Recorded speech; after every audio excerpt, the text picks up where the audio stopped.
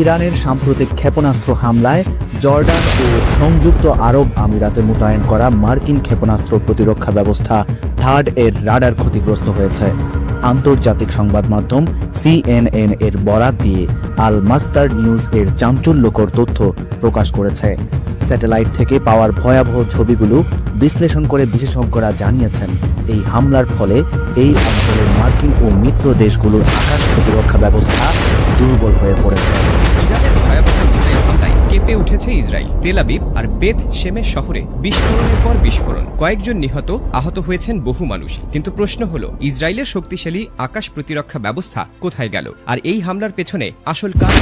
হামলার রাতে ইরান একসাথে অনেকগুলো মিসাইল এবং ড্রোন ছুড়ে দেয়। ইসরায়েলের আকাশ প্রতিরক্ষা ব্যবস্থা বেশিরভাগ মিসাইল মাঝ আকাশেই ধ্বংস করতে সক্ষম হয়, কিন্তু সবগুলো আটকানো সম্ভব হয়নি। কয়েকটি মিসাইল সরাসরি শহরের আবাসিক এলাকায় আঘাত হানে। এতে বাড়িঘর ক্ষতিগ্রস্ত হয়, কিছু ভবন আংশিক ধসে পড়ে। তেল আবিবের একটি এলাকায় মিসাইল আঘাত হানার পর বিশাল বিস্ফোরণ হয়।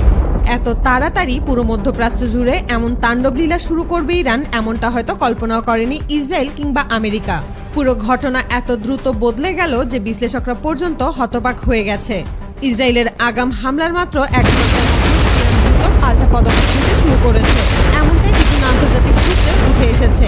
এই দ্রুত প্রতিক্রিয়া শুধু একটি সামরিক জবাব ছিল না, বরং এটি ছিল এক ধরনের কৌশলগত বার্তা যা মুহূর্তের মধ্যে বিশ্বের শক্তিধর দেশগুলোকেও নড়েচড়ে বসতে বাধ্য করেছে।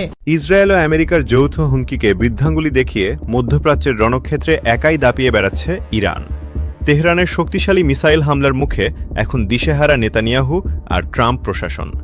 যুদ্ধের ময়দানে ইরানের কিছুটা ক্ষয়ক্ষতি হলেও এক চুলও ছাড় দিতে নারাজ তারা। বরং রাতের আঁধারে একের পর এক ক্লাস্টার মিসাইল আর ড্রোন হামলায় ইসরায়েলের ভিত কাঁপিয়ে দিচ্ছে ইরানি বাহিনী। ট্রাম্প এবং নেতানিয়াহু ভেবেছিলেন ইরানের সর্বোচ্চ নেতা আয়াতুল্লাহ আলী খামেনির প্রয়াণের পর হয়তো ইরান দুর্বল হয়ে পড়বে, কিন্তু বাস্তবে দেখা যাচ্ছে উল্টো চিত্র।